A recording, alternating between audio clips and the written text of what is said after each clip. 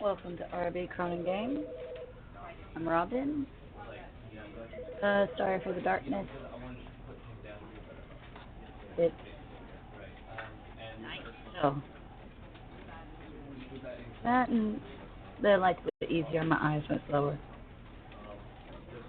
I'm gonna go ahead and be playing Stanley Parable. Now earlier, I couldn't see the chat box. I still haven't figured that out.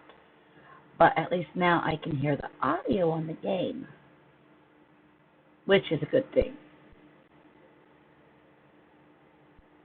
Well, considering the narrator in this narky, maybe not so good. Either way.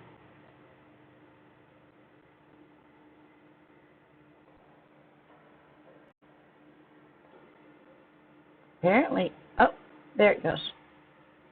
I hate that loading. The computer I have is not exactly a gaming computer. I want to get one of those eventually, but eventually is a while from now. This is the story of a man named Stanley. Stanley worked for a company in a big building where he was employee number 427. Employee number 427's job was simple. He sat at his desk in room 427 and he pushed buttons on a keyboard.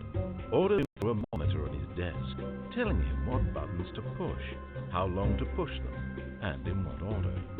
This is what employee 427 did every day of every month of every year. And although others might have considered it soul-rending, Stanley relished every moment that the orders came in, as though he had been made exactly for this job. And Stanley was happy. And then one day, something very peculiar happened. Something that would forever change Stanley. Something he would never quite forget. He had been at his desk for nearly an hour when he realized that not one single order had arrived on the monitor for him to follow. No one had showed up to give him instructions, call a meeting, or even say hi. Never in all his years at the company had this happened. This complete isolation. Something was very clearly wrong. Shocked, frozen solid, Stanley found himself unable to move for the longest time. But as he came to it, he gained his senses. He got up from his desk and stepped out of his office. Okay, I decided to play on the first time, in the first streaming test. I talked over it because I couldn't hear it. I had no idea that my voice just wasn't strong enough to be heard over the narrator. All of his co-workers were gone. What could it mean? Stanley decided to go to the meeting room. Perhaps he had simply missed a memo. Yes, why are you today? Everybody else is gone.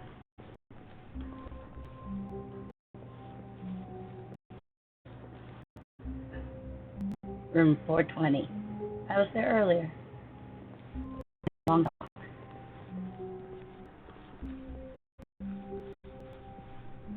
All right. When Stanley came to a set of open doors, he entered the door on his left.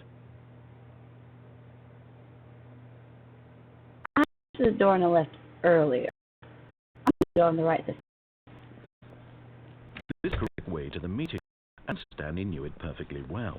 Perhaps he wanted to stop by the employee lounge first, just to admire it.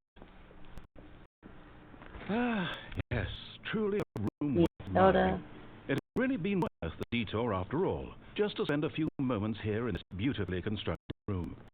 Stanley simply stood here, drinking it all in.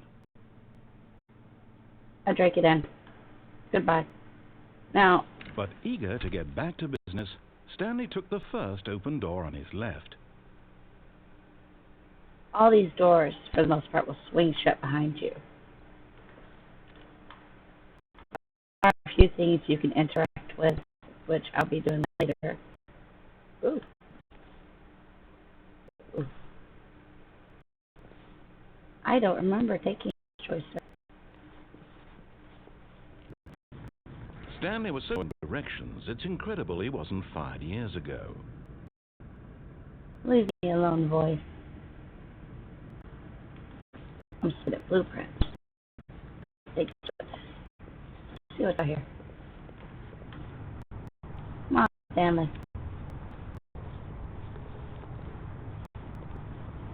Do not jump from the cargo motion. Will cause death. Penalty for misuse, 1,000. Penalty for jumping off, 5,000. If you're dead, how do they find any 5,000?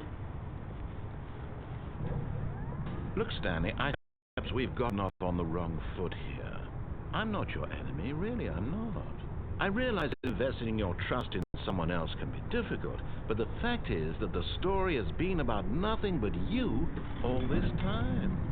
There's someone you've been neglecting, Stanley. Someone you've forgotten about. Please, stop trying to make every decision by yourself. Now, I'm not asking for me, I'm asking for her.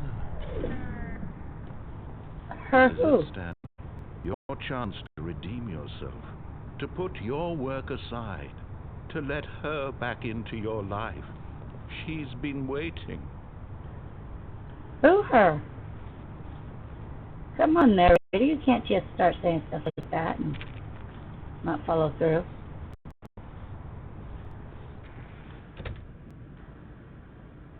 Like, I really want to go back out that door, find them closed. Too bad you can't operate some of these things. Most worlds not interactive. Oh. That's her, Stanley. You need to be the one to do this, to reach out to her. If you can truly place your faith in another, Okay. then pick up the phone. Stanley, I guess you're gonna pick it up.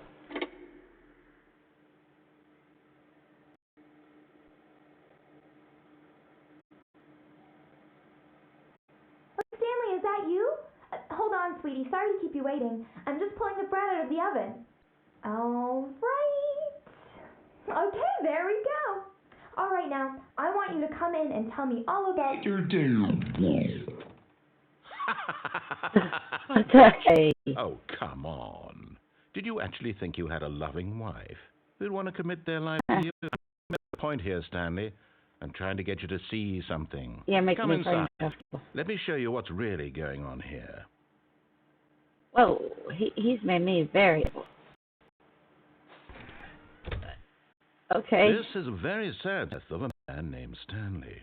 What? Wait, why would I die? Why would I want to die? I could stay here and live with the creepy mannequin wife, and I can learn to sleep on the couch that I can't interact with. Forget it. Guilty. Stanley is quite a boring fellow. He has a job that demands nothing of him. Every button that he pushes is a reminder of the inconsequential nature of his existence. Look at him there, pushing buttons, doing exactly what he's told to do. Now he's pushing a button. Now he's eating lunch. Now he's going home. No. Now he's coming back to work. I'm One gonna might press the wrong even button feel next sorry time. for him, except that he's chosen this life. Oh, come on. No. I'm pressing different buttons. I'm... No.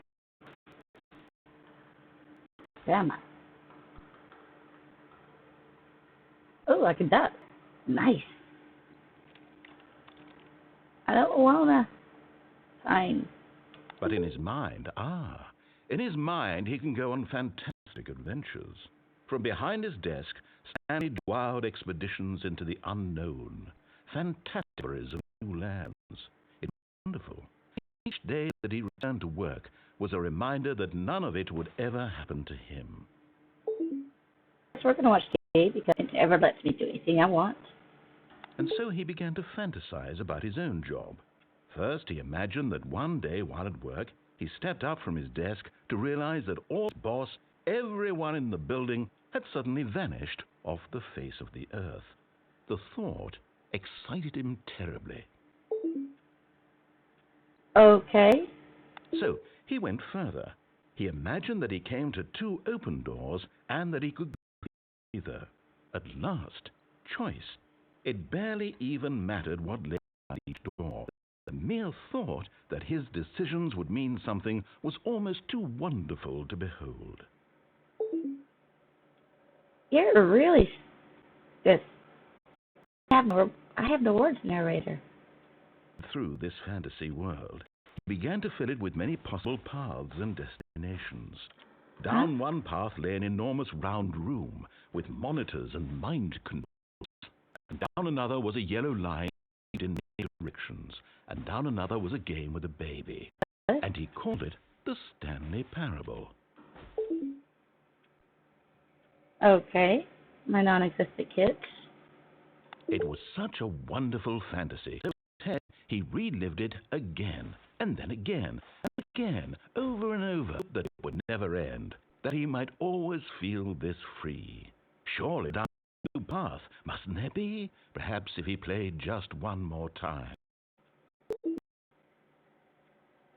Okay. I love you, wifey. But there is no answer. How could there possibly be? In reality, all he's doing is pushing the same buttons he always has. Nothing has changed.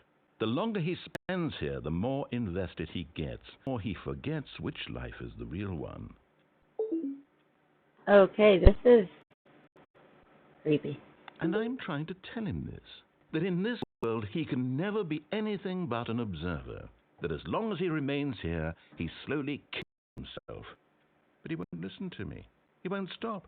Here, watch this. Stanley, the next time the screen asks you to push a button, do not do it. I'm not going to press the button. I'm not going to press the button. Does anything happen if I don't press the button? I'm not exactly known for my patience. I just want to press that button so bad. And it doesn't appear like anything's happening, so...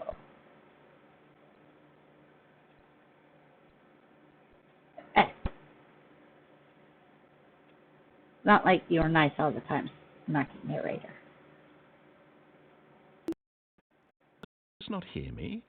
How can I tell him in a way that he'll understand that every second he remains here, he's electing to kill himself? How can I get him to see what I see? How can I make him look at himself?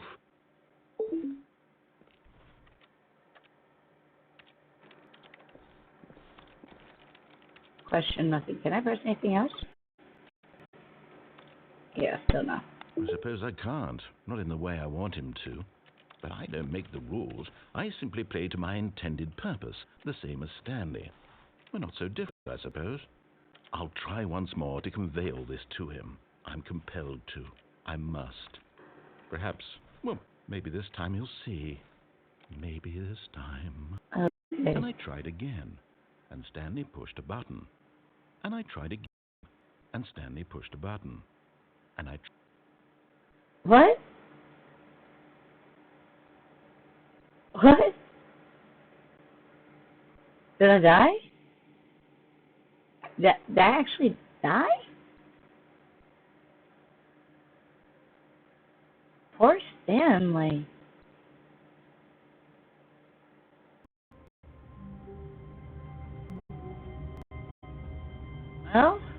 Well, office. The other day I had fun, His but co-workers were gone. What could it mean? Stanley decided to go to the meeting room. Perhaps he had simply missed a memo. I don't care what you say, game. Mr. Narrator.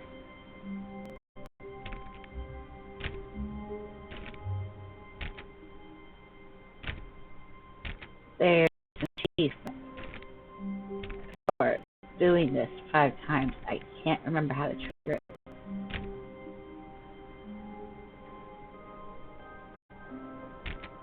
I did something to magically start, and I was like, yeah. All I knew is you had to do this 5 times. Okay. Ooh. No matter how hard Stanley looked, he couldn't find a trace of his co-workers.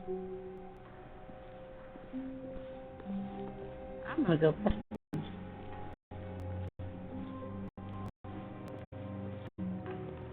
buttons to be pushed. Aha!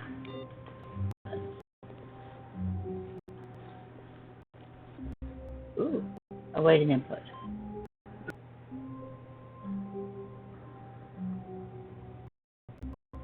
Come on.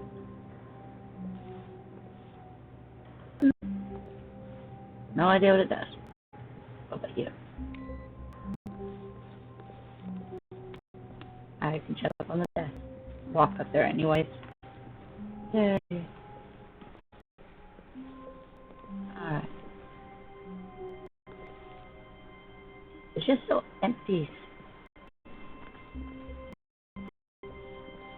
And I know how to pick up papers.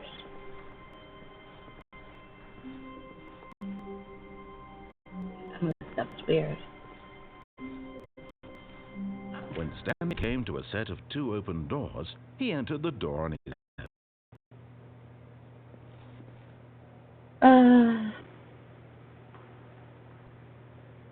Sure. I'll go.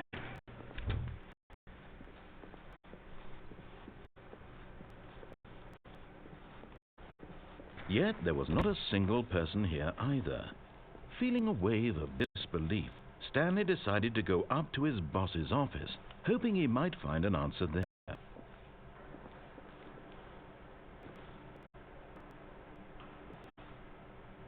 Yeah.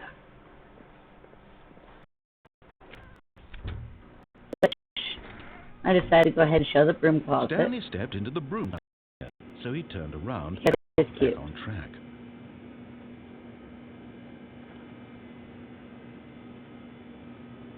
Having no choice to make, no path to follow, just an empty broom closet. No reason to still be here. As you can tell, it really agitates the narrator. It was baffling that Stanley was still just sitting in the broom closet. He wasn't anything. At least if there was something to interact with, he'd be justified in some way. As it is, he's literally just standing there doing sweet FA.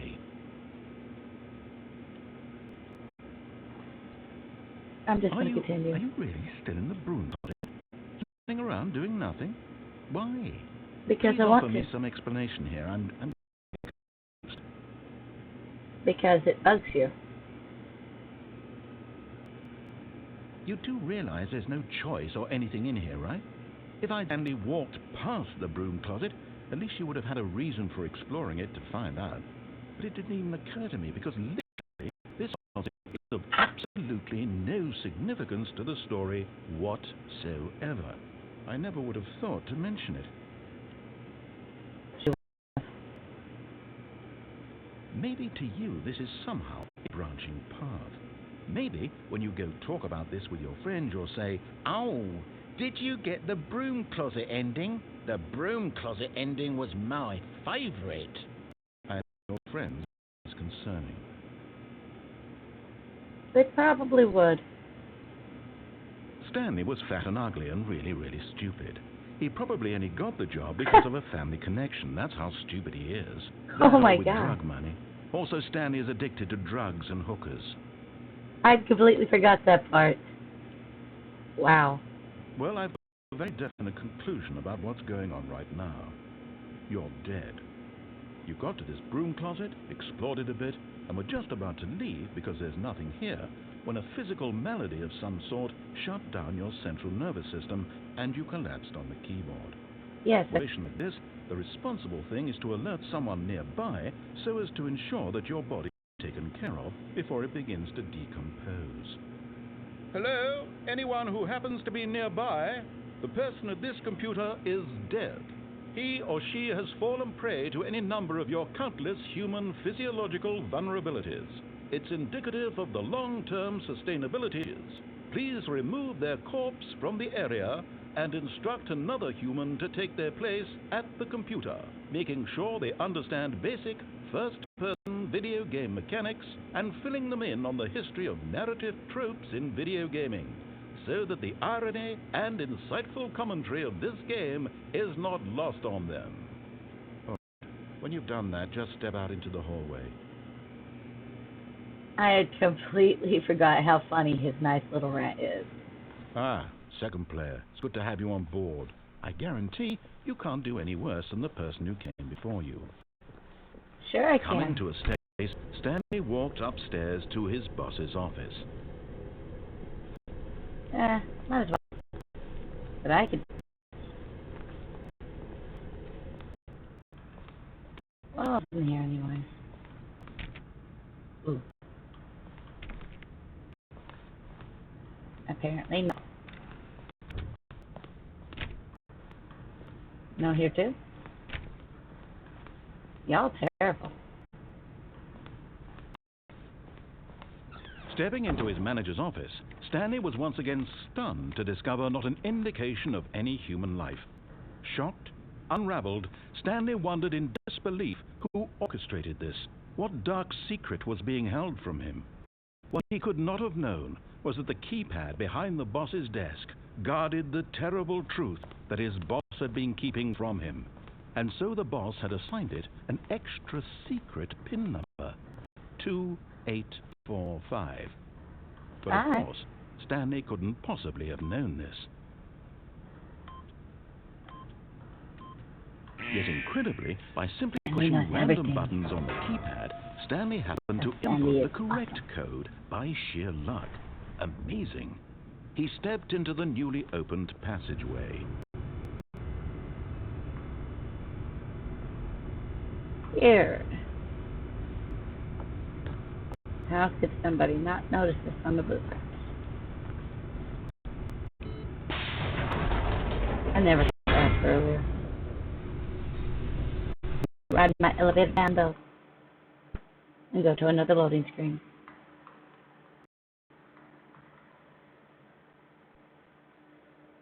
I keep needing to move that little mouse. Aggravates me all to pieces.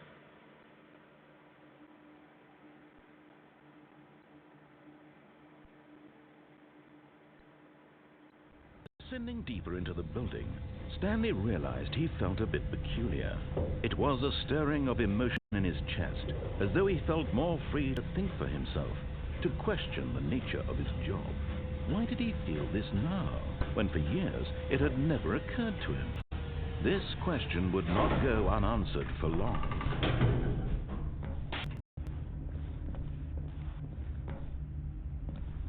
Stanley walked straight ahead through the large door that read Mind Control Facility.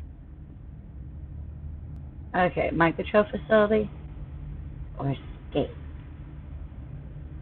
Now, during the first test run, I went into the mind control facility. This time, I'm going to see where escape takes me. That looks like it was done with Crayola. Although this passageway had the word escape written on it, the truth was that at the end of this hall, Stanley would meet his violent death.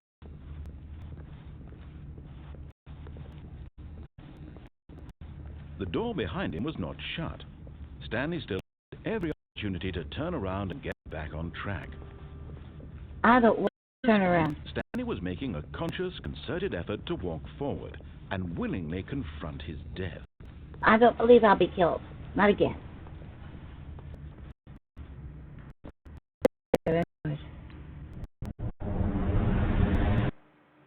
Oh. That was a really big drop. There was no smush either. Didn't get rewarded with a smush. I feel cheated. Or a splat.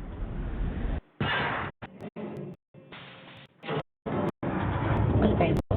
As the man to pain his demise, he reflected that his life had been of no consequence whatsoever. Stanley can't see the bigger picture. He doesn't know the real story, trapped forever in his narrow vision of what this world is. Perhaps his death was of no great loss, like plucking the eyeballs from a blind man. So he resigned and willingly accepted this violent end to his brief and shallow life. Look, man. Farewell, Stanley. Picked up. Picked up. Aww. Farewell, Stanley, cried the narrator, as Stanley was led helplessly into the enormous metal doors. In a single visceral instant, Stanley was obliterated as the machine crushed every bone in his body, killing him instantly. That does not sound nice. Wait. What? Okay. And yet it would be just a few minutes before Stanley would restart the game, back in his office, as alive as ever. What exactly did the narrator think he was going to accomplish? This is strange. When every path you can walk has been created for you long in advance, death becomes meaningless, making life the same. Do you see now? Do you see that Stanley was already dead from the moment he hit start?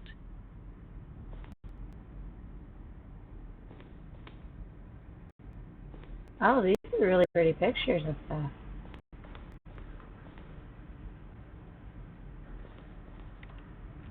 All sorts of things.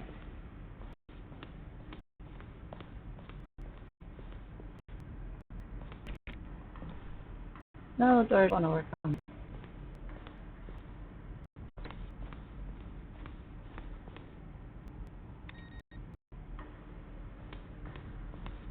Alright. Credit. There we go. Nice. Did I?